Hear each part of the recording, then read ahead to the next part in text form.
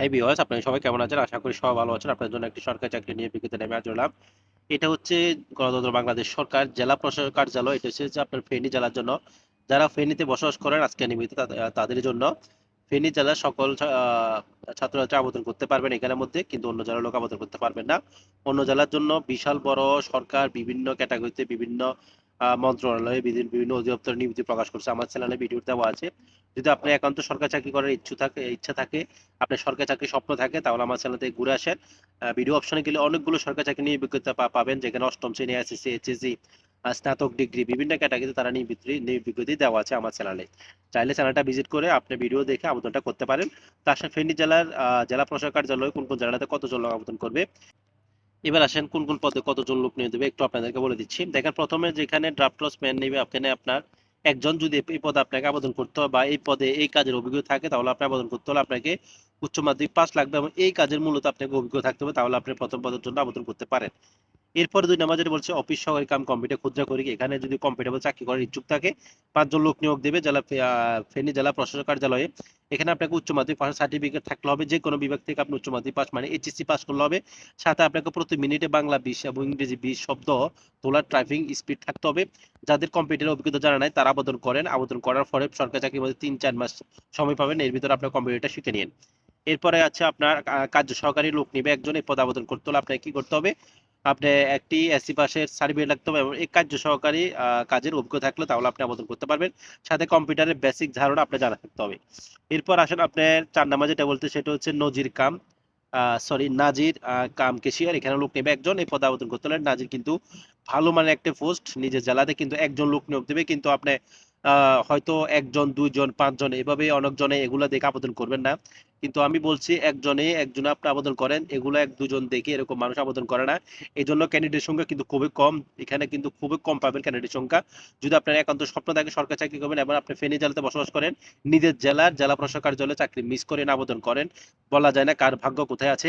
এখানে নাজিরা আবেদন করতে হলে আপনাকে কি করতে হবে? আপনাকে শুধুমাত্র একটি উচ্চ মাধ্যমিক পাশে যদি একটা সার্টিফিকেট থাকে এইচএসসি পাশে যে কোনো বিভাগ থেকে, সাথে আপনার কম্পিউটারের বেসিক ধারণা জানা থাকতে হবে, প্রতি মিনিটে বাংলা 20 ইংরেজি 20 টাইপিং করার অভিজ্ঞতা থাকতে হবে। কম্পিউটার অবশ্যই আপনি আবেদন করার পর শিখে নিতে পারেন।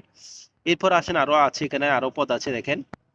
এখানে আছে আবার আপনার ক্রেডিট চেকিং কাম সাইরাত সহকারী, এখানে লোক নেবে 6 জন। সেম আপনাকে উচ্চ মাধ্যমিক পাস করলে হবে, সাথে আপনাকে কম্পিউটারের বেসিক ধারণাগুলো জানা থাকতে হবে। এরপর আসেন আপনার 6 নম্বরে সার্টিফিকেট ফেসকার। ফেসকার কিন্তু ভালো একটা কাজ, 5 জন লোক নিয়ে দেবে। ফেসকার কাজে আবেদন করতে হলে এখানে কিছু লাগবে না, শুধুমাত্র এইচএসসি পাসের সার্টিফিকেট দেখালে হবে আর একটি কম্পিউটারের অভিজ্ঞতা থাকলে আপনি আবেদন করতে পারবেন। আবারও বলি, যাদের কম্পিউটার জানা নেই তারা এবং কিন্তু সরকারি চাকরির কম্পিউটার পোস্টে আবেদন করার ইচ্ছুক, তারা কি করবেন? আবেদনটা করবেন। আবেদনটা করার পরে অনেক অনেক দিন সময় পাবেন, এর ভিতরে আপনি কম্পিউটারটা শিখে নিন। এরপর আসেন আপনি লাস্টে লাস্টে যেটা বলছে, 6 নম্বর পদে সার্টিফিকেট সহকারী লোক নেবে 5 জন। এই পদে আবেদন করতে হবে সেম, উচ্চ মাধ্যমিক পাস লাগবে, কম্পিউটার জানা লাগবে। সবগুলো পদের মধ্যে কম্পিউটার জানা থাকতে হবে, কিন্তু কম্পিউটার আপনার জানা না থাকলে আবেদনটা করেন। আবেদন করার পর দীর্ঘদিন সময় পাবেন, এর ভিতরে আপনার কম্পিউটারটা শিখে নিতে পারেন। এবার আসলে আবেদনটা কিভাবে করবেন? প্রথমে দেখবেন আপনার আবেদন করার সময় আপনার সার্টিফিকেটে আপনার 18 থেকে 30 বছর আছে কিনা, সার্টিফিকেটের ভিতরে যদি এবং মুক্তিযুদ্ধ এবং অন্যান্য কোটার ক্ষেত্রে যদি থাকে, তাহলে আপনার 18 থেকে 32 বছর প্রযোজ্য। এবার আসেন আবেদনটা কিভাবে করবেন একবার এই যে বলে দিচ্ছি। আপনি আপনার বাজারের আশেপাশে এমন কোনো দোকান আছে, কম্পিউটার দোকান, সেখানে যাবেন। যাওয়ার পর বলবেন আমি সরকারি চাকরি যে জেলা প্রশাসক কার্যালয় একটি ফেনীতে একটা নিয়োগ প্রকাশ হচ্ছে, ওইখানে আমি আবেদন করব। ও কম্পিউটার দোকানে যায়, যদি যেখানে সরকারি চাকরি আবেদন করা হয় আর কি, ওখানে যাবেন। যাওয়ার পর বলবেন আমি জেলা প্রশাসক কার্যালয়ের জন্য আবেদন করব, ফেনীর যেটা আছে ওই জেলা প্রশাসক অর্জন করবো। ওরা আবেদনটা করে দিবে। যদি তারা খুঁজে না পায়, তাদেরকে এই লিঙ্কটা দেওয়া দিবেন, যেটা আপনার ফেনী জেলার জেলা প্রশাসক কার্যালয়ের লিঙ্ক। এখানে দেওয়া আছে http dcfeni.teletalk.com.bd। এটি ফেনী জেলা প্রশাসক কার্যালয় ওয়েবসাইট লিঙ্ক। আপনাদের সুবিধার্থে আমি ভিডিওর ডিসক্রিপশন বক্সে এটা লিঙ্কটা দিয়ে দেবো।